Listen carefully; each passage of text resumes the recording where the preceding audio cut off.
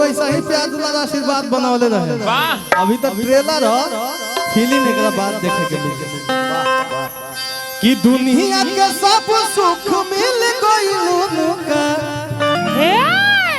चरनिया में जाई के। अरे जियो तो का होई सोना चांदी धन दौलतिया, का होई सोना चांदी धन दौलतिया दिलवा को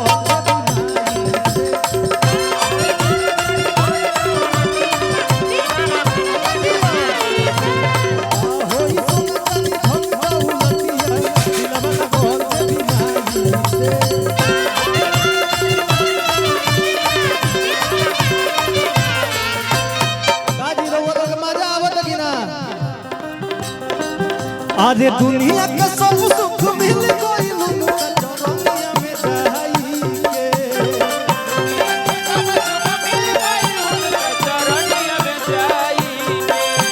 अरे दुनिया के सब सुख मिल गइल चरनिया में जाई के। का होई सोना चांदी धन दौलतिया, का होई सोना चांदी धन दौलतिया दिलवा को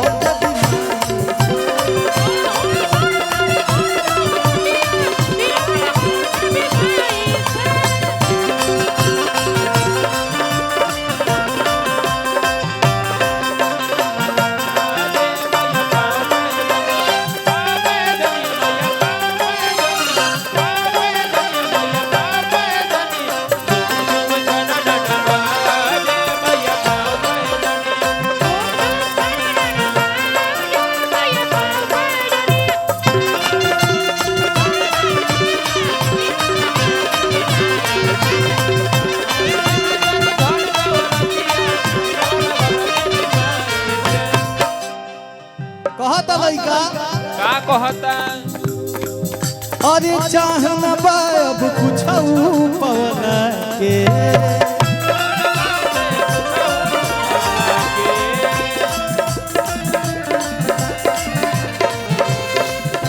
हाथ में अब लव यू भाई।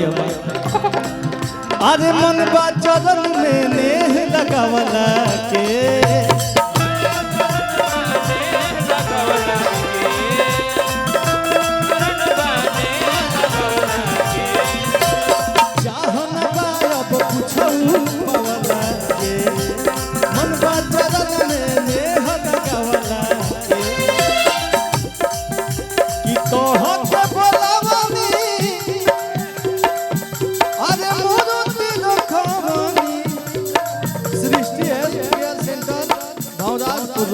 अंदर बहुत बहुत पुरस्कार, हजार बार प्रणाम आशीर्वाद के।